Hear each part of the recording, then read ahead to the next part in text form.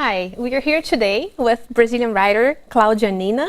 She's a journalist. She's the author of 13 books. She writes for adults, for children. She also writes critical works. Her novel Paisagem de Porcelana, Porcelain Landscape from 2014, was one of the finalists of the Rio de Janeiro Literary Prize. She just published a novel this year called Amor de Longe, Love from Afar, which is geared towards young adults. Thank you so much, Claudia, for being here today. Thank you so much, Luciana, for inviting me. No problem. Where do you get your ideas to write fiction? Well, I think that I can never get rid of myself. So I think that my fiction is almost entirely a reflection of my life, in a way. Of course, I need a filter, and this filter is time. So when I am astonished by something that happened to me, I need to be separated from this happening, so that I can write afterwards about that. So actually, my experiences in life, they will become someday, or in a way, a fiction. You see? So there's a strong connection between emotions and writing for you, right? Yes, I can't get rid of my emotions when I write, but it's important. For instance, in case of Porcelain Landscape, I lived in the Netherlands 16 years ago, and only in 2014 I was able to transform it into fiction. So I need this long gap of time to be able to go back in the Netherlands and to effectively write about something that I have experienced. So does writing energize you or exhaust you? It never exhausts me, because I am always writing something. If I'm not writing, if I'm not typing, I'm not in front of the computer, I am writing on my mind. So something is always happening in terms of literature, even if I'm not writing, putting words together, but I am putting words together in my mind. So, for instance, now I'm writing, although I'm not writing. So this process can never be exhausting, because otherwise I would be exhausted and and completely it would be impossible to write. So it's something that it's really I think that the word it's perfect. It's a kind of energy, and it's something that feeds myself all the time, and I can't live without writing. I think it may sound a little bit tragic to say, it's writing or dying, but it's really something like that.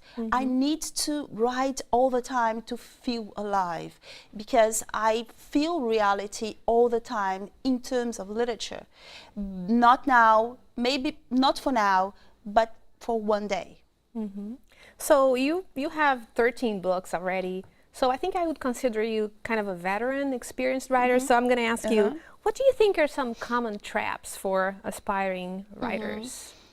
I think that the first one would be the urge, the need, the urgency to publish.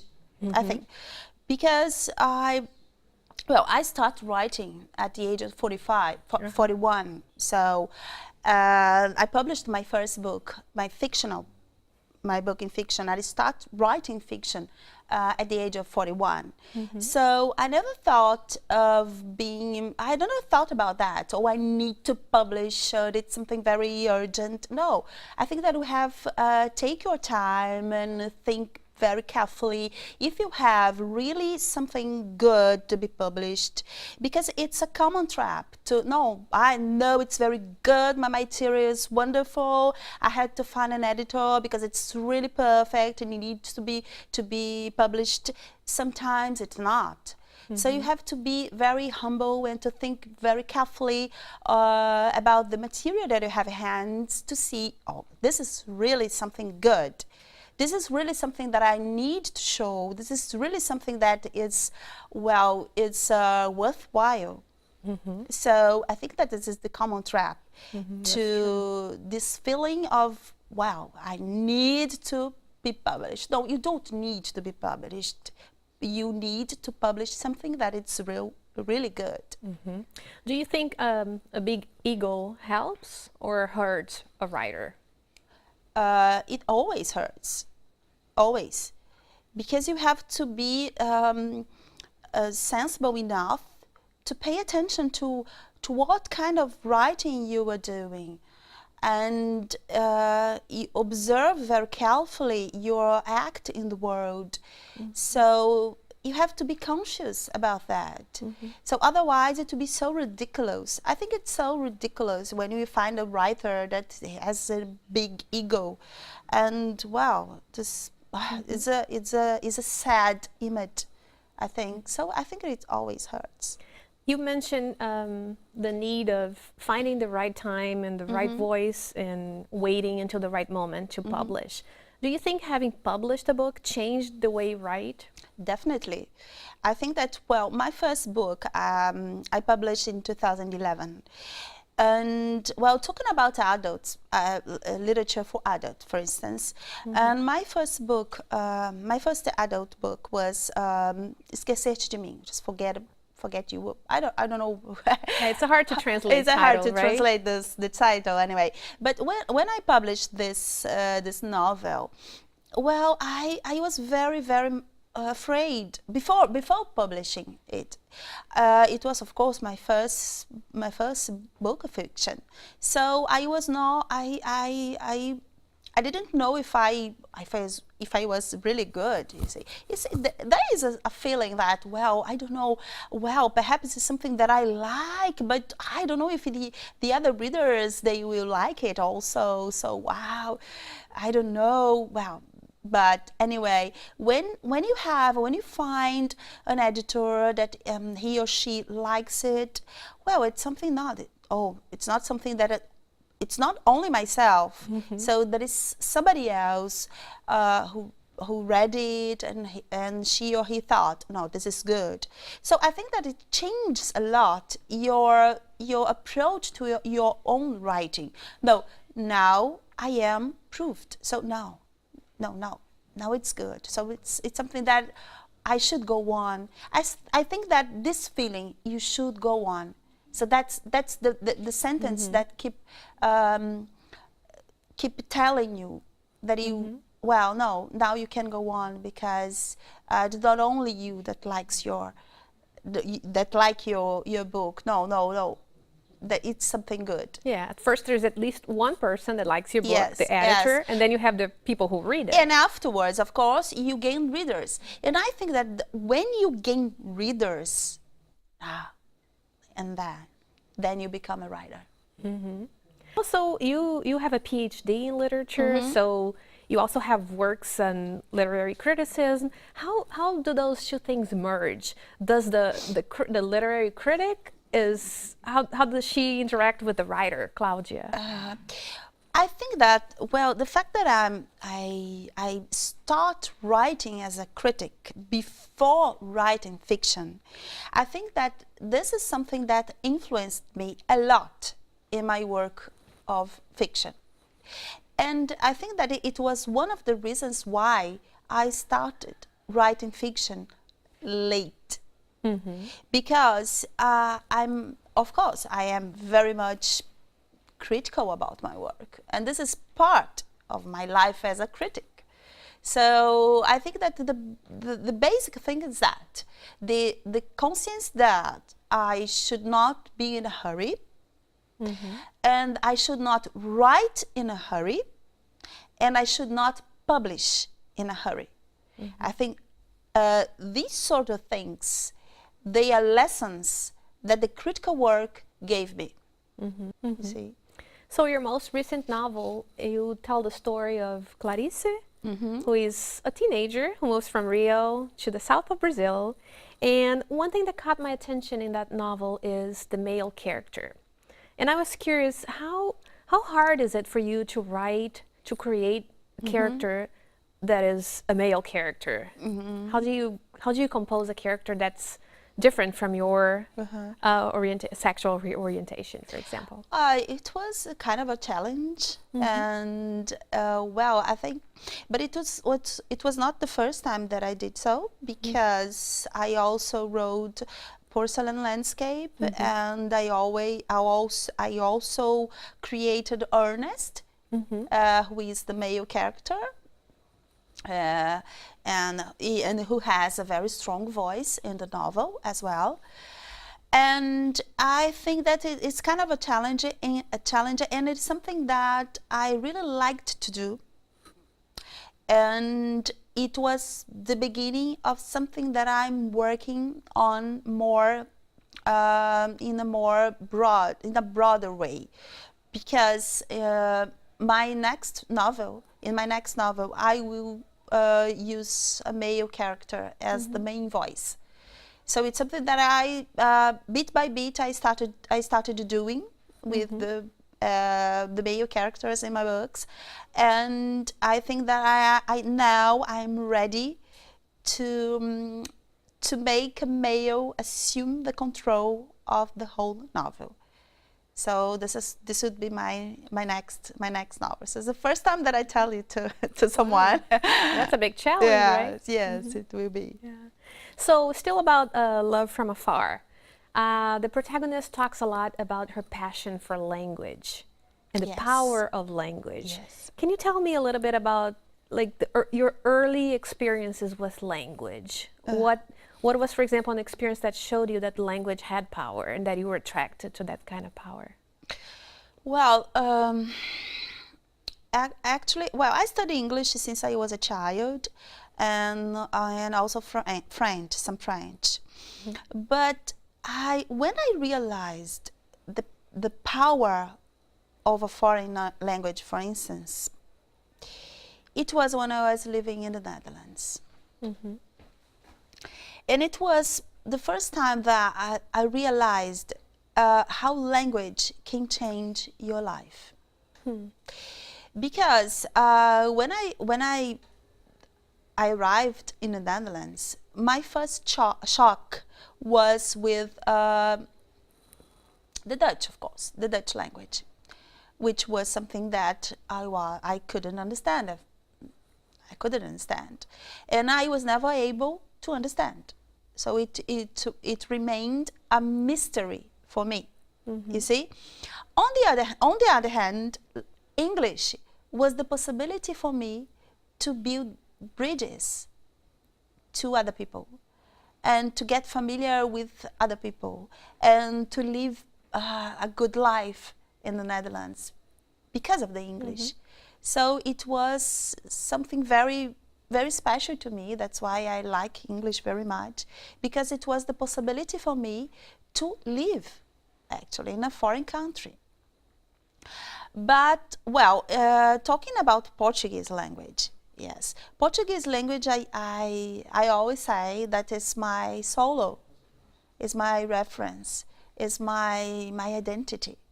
So I think that I will never be able to write in another language, because really it's something that really I am very, very happy to be part of the Portuguese language. It's something that makes me so happy, and I'm so happy to write in Portuguese. You see, I think it's a kind of blessing, because I love my language, and it will be a great honor to me to be able to show my works in Portuguese to foreigners, as I'm doing here now. You see, the students, they search my books, they search for my books, they try to read my books in Portuguese. So this is really a dream come true. I also think the theme of traveling is a strong topic of your work, Yes. right? Because Yes. we have, for example, in Love from Afar, a teenager who moves to a different city. We have in Porcelain Landscape, a Brazilian woman who moves to the Netherlands. And I think that's very connected with what you said Yes. about language. Yes, indeed. And also to my way of life, because I travel a lot. So this is something that I really like, to get to know other landscapes, to get to know other kind of people, other cultures. So this is something very, very common to my daily life. And you mentioned some of your books are a way of reprocessing your personal experiences, right? Do you hide any secrets in your books? Are there little things that only you know what they mean, that the reader might not get it, but some people who are part of your life might get that? Yes, my fiction is full of secrets. And it's interesting because only the people who know me very well, they are able to grasp. But I prefer to keep it secret. Okay. Keep it as allow a you secret. to do that. Yeah. So, talking about Porcelain Landscape, it's a novel about emotions, and it's a novel with some difficult scenes. Yes. What was one scene that was difficult for you to write, that took you a while? The last one.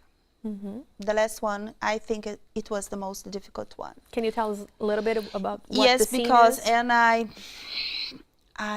wrote it many times, and actually before I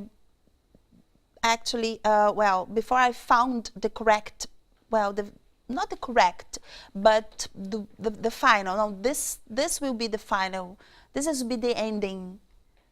Exactly the end that I like. So before that, I wrote many times, many different endings. So until I had the courage to write what is written, because it's a very strong ending.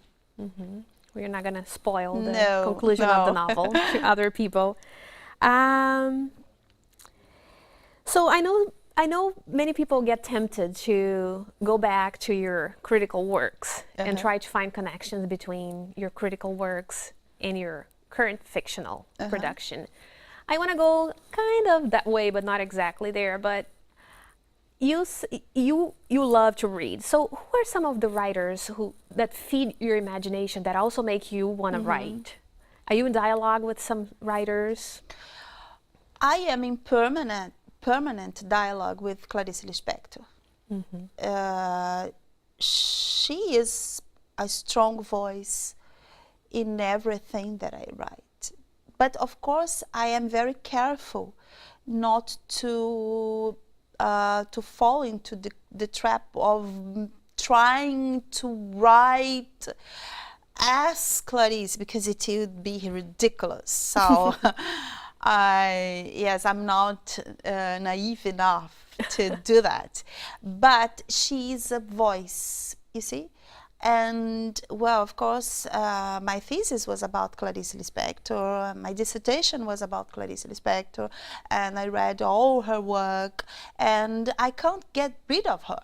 So all her work keeps talking to me all the time, and not only in terms of the stories she wrote, but also in terms of the system of the thought that she created, because I think that she created a system of thought and that accompanies me all the time and influences me all the time.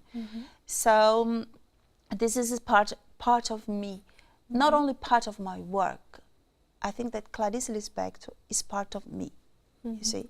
So she is, of course, the strongest voice in my work. So when you choose a writer to read, what are important things to you? Is it the theme that they talk about? Is it their voice? Is the use of language?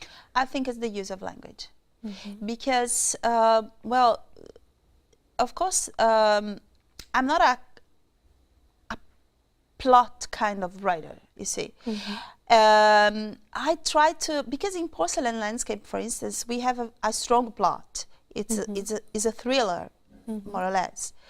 But I think that the most important thing to me is the approach to the language, and the ability to create a kind of language that, oh, this is somewhat different. I like it.